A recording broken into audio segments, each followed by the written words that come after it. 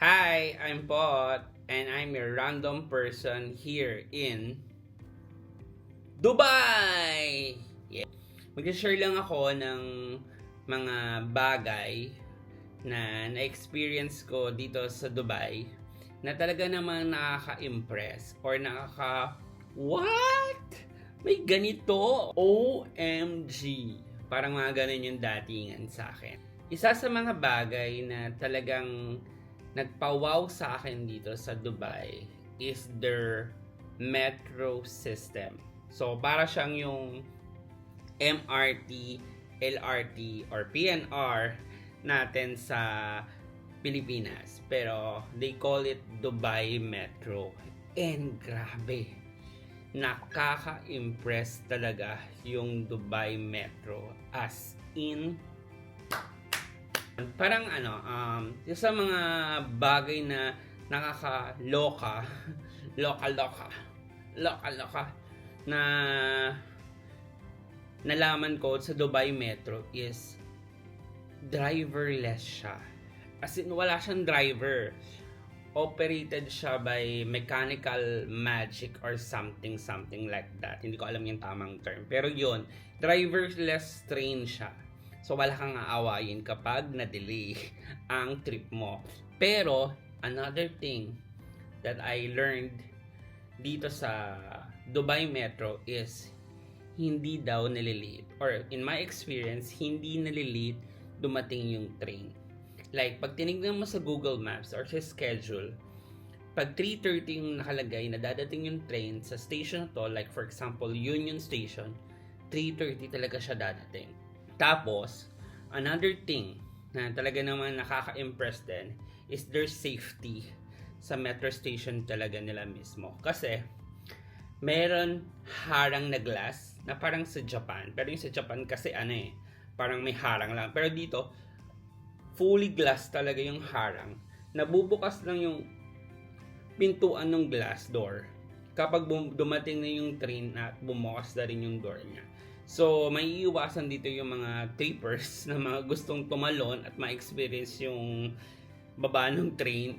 So, naiiwasan yung mga ganong aksidente, pati yung mga bata na medyo, hindi natin masasabing medyo malikot or yung mga medyo hilo-hilo at bigla nilang matutumba.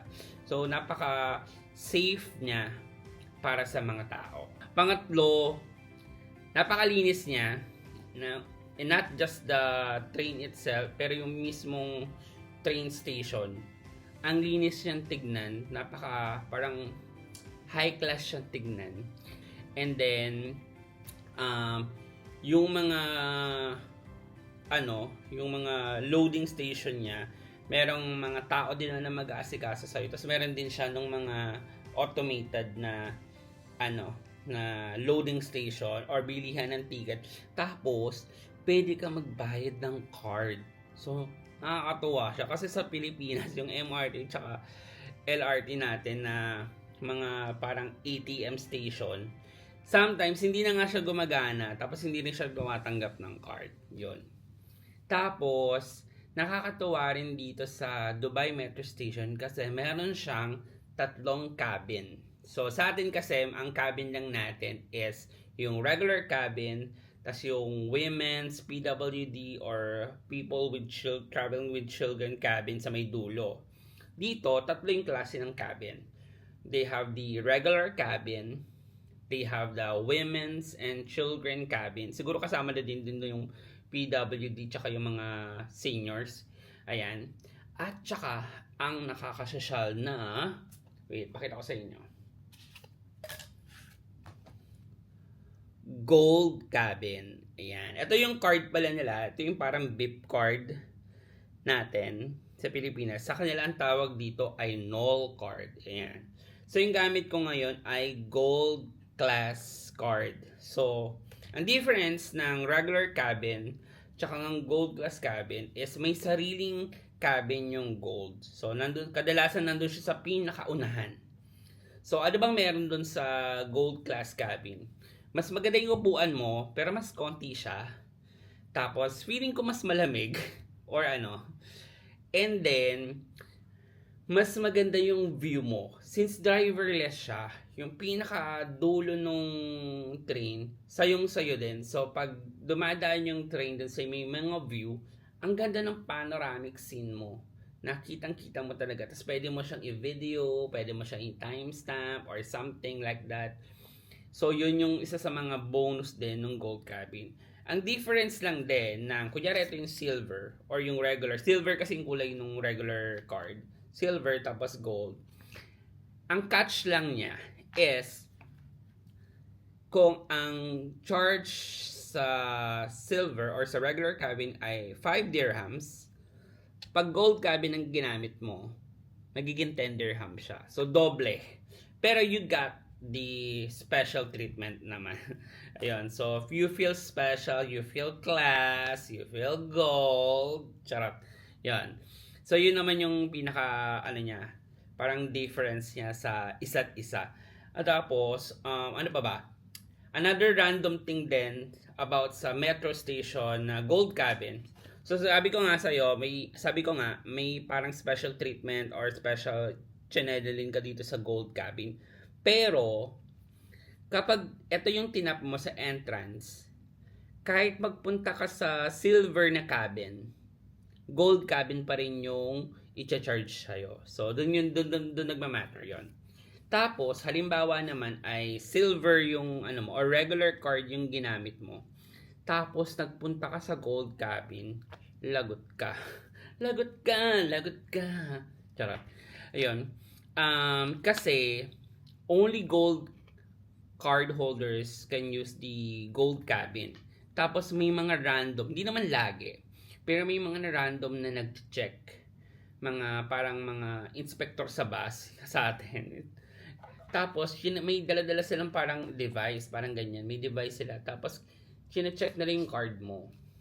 Kasi, kapag nahuli ka nila na silver card holder ka, or regular card holder ka, tapos sa gold cabin ka, pagmumultahin ka. Kalimutan ko na magkano yung multa, pero nasa 100 to 200 dirhams ata yon. Plus, walk of shame. Kasi syempre, makikita ka ng ibang naka-gold doon. Tapos, syempre, mapapahiya ka pa rin. Kasi, palalabasin ka pa rin nun parang i-record ka pa rin nun. Para ka hinuli talaga at may kasalanan. Yon. Which is, may kasalanan ka naman talaga. So, yon. Ano ba? So, may iba ako nilista dito eh. Parang, nakaka-impress lang din yung Dubai Metro nila dito. Kasi, napaka-accessible niya sa lahat ng gusto mong puntahan. Like Dubai Mall, Emirates Mall, tapos Palm Jumeirah, yan.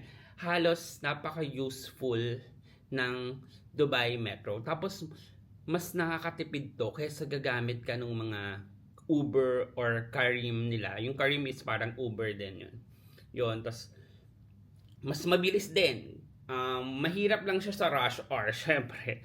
Pag rush hour na uwian ng mga nagtatrabaho, yon. So, masikip. Kasi na-experience ko kahit sa gold cabin, siksikan nung rush hour. So, isa pa rin pala sa nakaka-impress sa Dubai Metro is super connected siya sa airport dito. So, Terminal 3 ata siya pinaka mas connected. Pero as in, yung terminal na paglabas mo ng airport, mag-elevator ka na lang tapos dyan, Dubai Metro na. So, kunyari galing ka sa Pilipinas tapos nagtitipid ka, ayaw mo mag Uber, ayaw mo mag Careem, pwede kang mag Dubai Metro. Pero syempre, kapag bukas pa yung Dubai Metro, kasi mamaya madaling araw ka na dumating, sarado na yung Dubai Metro. And that's it. Yun lang talaga yung iba pang alam ko. Alam ko marami pang random things about sa Dubai Metro. And i-share ko na lang ulit siya kapag nalaman ko ulit siya. Kasi ito lang yung mga so far alam ko sa Dubai Metro. And soon I will more share more random things about my experience here in Dubai. And once again, this is Spot. And I'm your random person. Bye-bye.